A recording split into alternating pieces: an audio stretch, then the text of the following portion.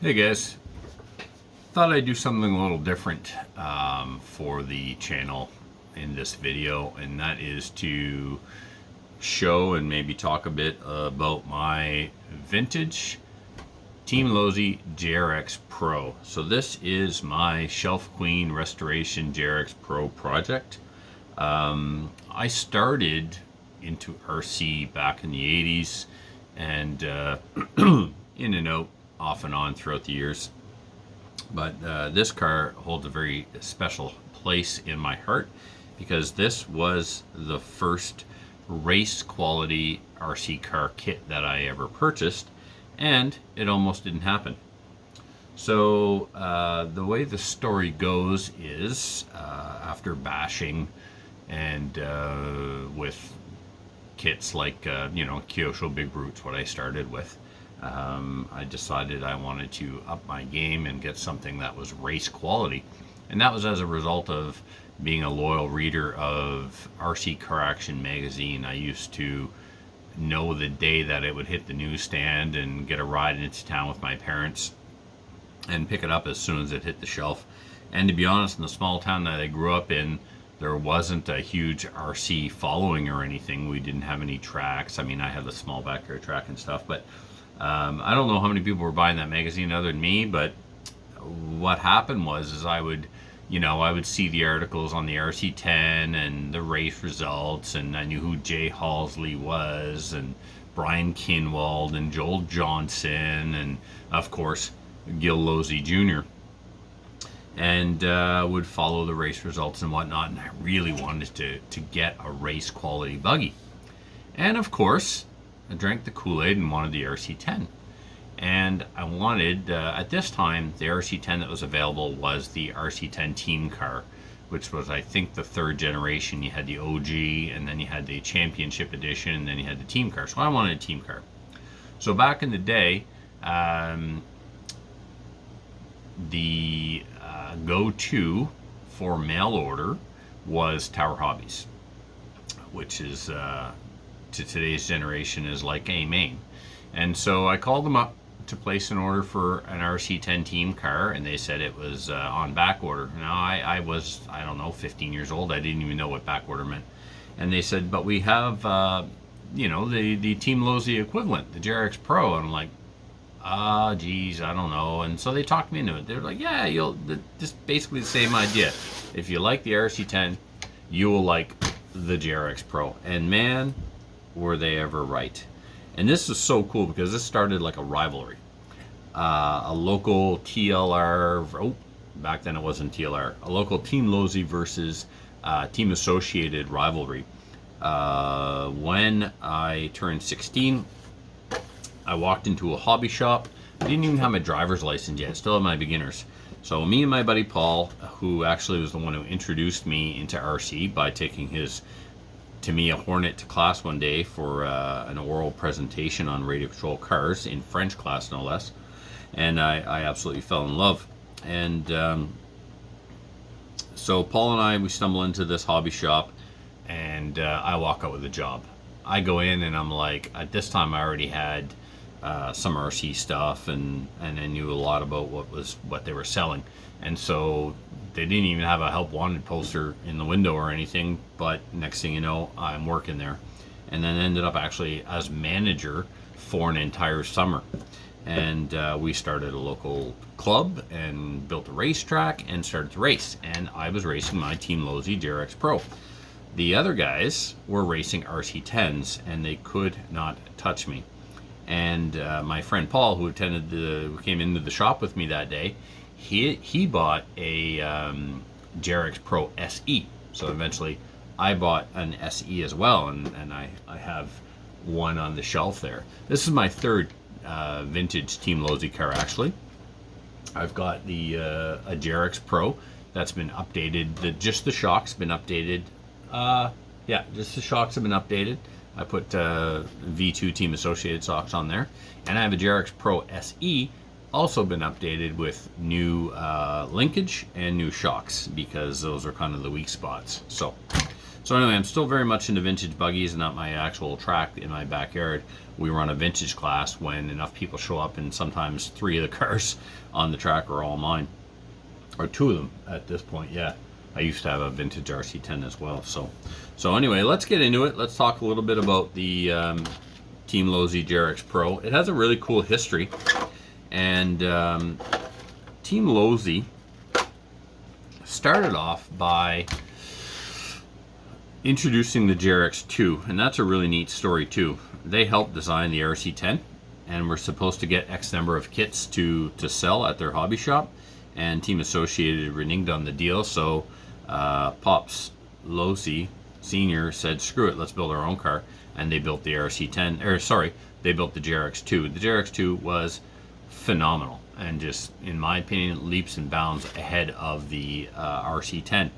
It had a carbon fiber chassis, it had better suspension, it had this 5-link suspension in the back with a piece that mounted here and then trailing arms, and then the arms went out. It was really, really cool and apparently amazing on rough tracks. So the Jrx Pro came out because they offered what they called a Jrx Pro Performance Kit, and if you ever see one of these sealed in the box on eBay and you're a vintage collector, I would definitely recommend that you grab it. So you would buy this performance kit for your Jrx2, and it contained a longer chassis, different front shock tower, taller front shocks, different shock tower in the back, and H arms as opposed to the trailing arms, because the tracks were starting to come around. They weren't as rough as they were, and the H arms were performing better than the trailing arms. I read in an article once. So this is not an original from back in the, like, it's, I mean, what I mean to say by that is this is not my car that I had when I was a kid. I don't usually hang on to stuff. When I'm done, I move it along. But when we went into lockdown last year, I went on a spending spree on eBay, and I bought a bunch of vintage stuff. I actually ended up building a parts car from all the extra parts and sold it on eBay. But this one, this is my Shelf Queen. As you saw, I've got the box for it, and it's in really nice condition. I mean, it's nowhere near mint, but it's not horrible as far as condition goes. I've also put period correct electronics in it. It has an old school Futaba FP148 servo. Back in the day when you bought a Futaba radio, believe it or not, it actually came with 2 servos, a battery box, and a receiver, and a switch. Crazy. And you could either be ready to go for nitro with your battery box, or put it into an electric car, and then you'd have an extra servo and 1 receiver. Back in the day, we used to use Velcro on our speed controllers and our receivers and move them from car to car, because, you know, we were just kids, and that's how we got by. 1 electronic speed control for maybe sometimes as many as 3 cars. I also have a vintage Team Losi brushed motor in here. It's JR's Choice, Junior's Choice. I actually have an old NiCad stick pack. Believe it or not, this pack still works really, really well. I got it in a vintage Tamiya kit that somebody gave me.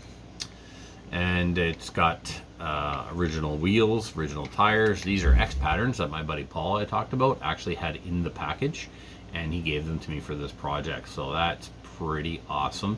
X patterns were part of the reason why I was successful back then. They produced more rear traction than any other tire we had tried on our tracks. Wheels are a little smaller back in the vintage days, and actually these were a step up. The original RC10 had like a 1.6 inch wheel in the back. These are 1.9 front and back. And I remember when I would beat Eric with his RC10, he had aluminum tub chassis. Every time I saw the car after I would win a race, it had more holes drilled into the chassis. And eventually he went to tall carbon fiber shock towers and tall shocks, and Masami was doing that back in the day. And I think eventually he even bought the graphite chassis. Now, the graphite chassis for the RC10 was it was too flexible, and I guess it wasn't very successful.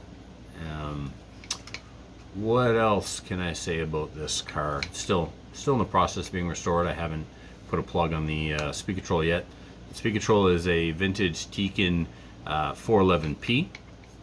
and a vintage Tekin receiver. Actually, I was a Novak guy when I was a kid, but somebody who I race with now gave me that Tekin receiver to match my Tekin speed control. The Tekin speed control I just got off eBay and for a really good price. It was period correct, so I put that in. I have no intention of running this car.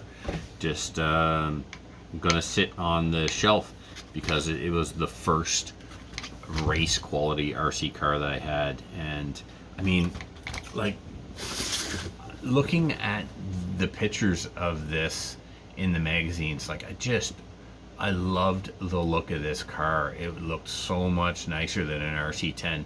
And don't get me wrong, the RC10 had a really, really cool scale look about it. But there's just something about the lines and the symmetry of the Team Losi JrXPro that I absolutely loved. And I was the biggest fanboy. I actually went back and would find, in my early days, like when I was a teenager, I found a secondhand JRX2 and I bought that. And I found a secondhand JRXT and I bought that. And I was all about the Losi love back then.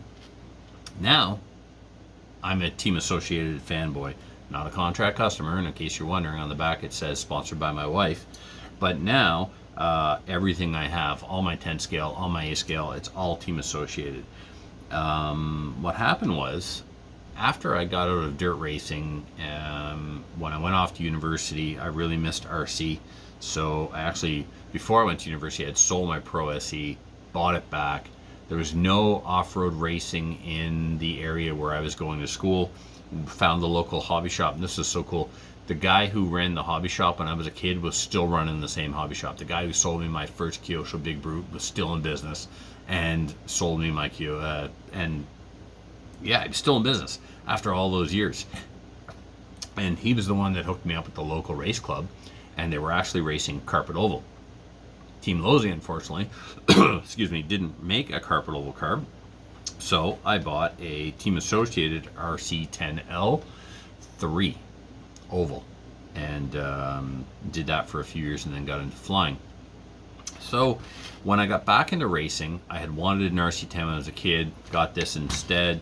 Last RC cars I had were Team Associated oval cars. I thought, well, I'll stick with what I know.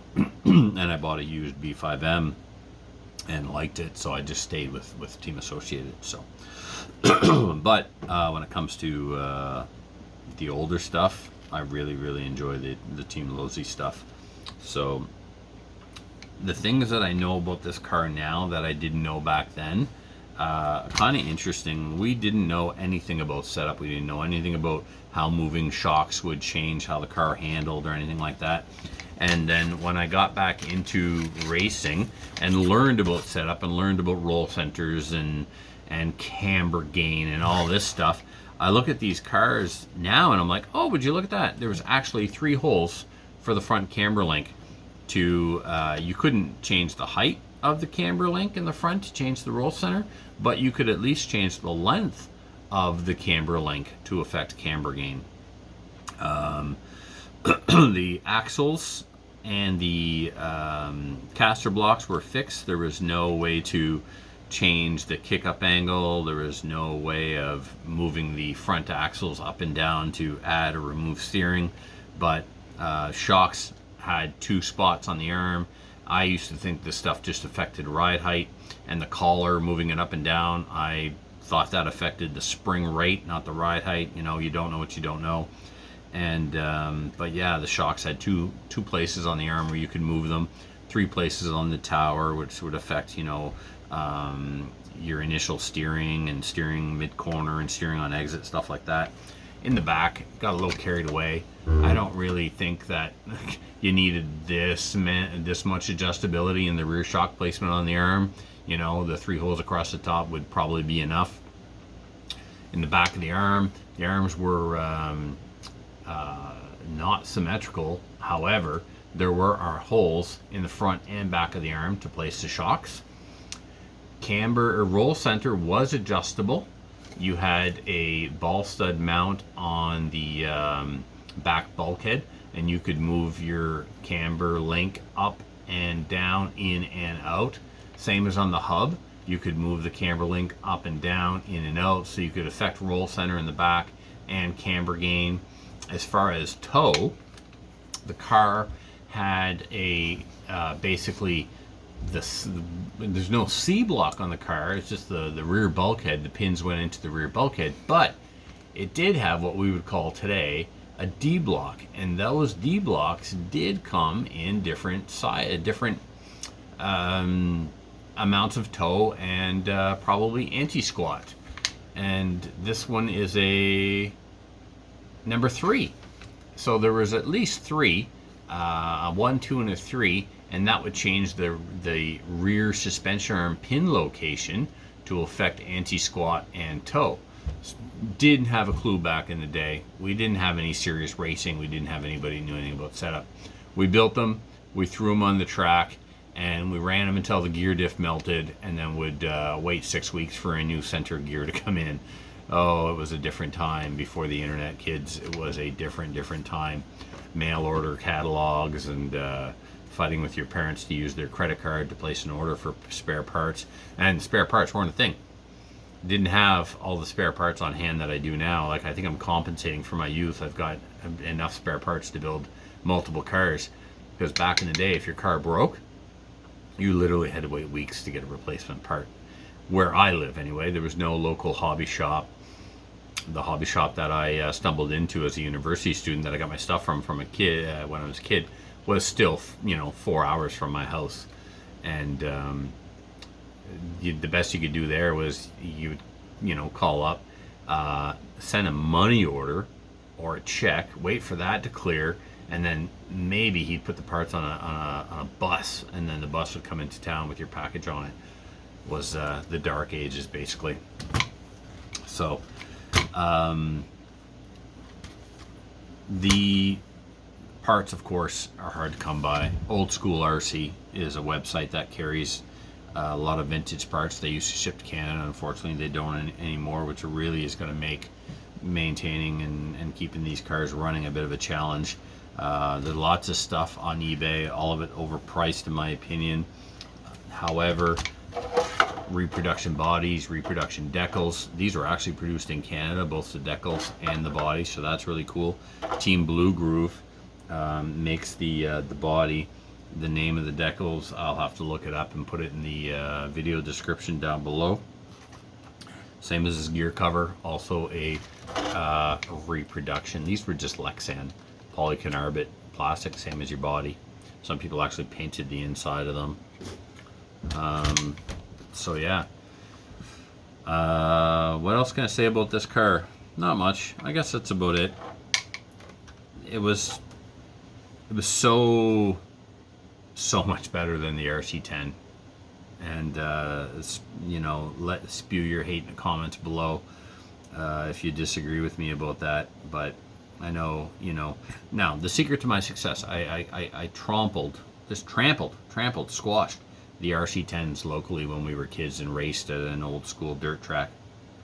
Secret to my success, I had a Trinity 9-turn triple in the car, which was like probably for drag racing or something. It was absolutely ridiculous. So I would just get to that straight, man, and just blow by everybody and crash in the next corner, get sorted out, and go again. So anyway, I hope you love vintage RC cars as much as I do, and I hope you get to maybe still race them on occasion.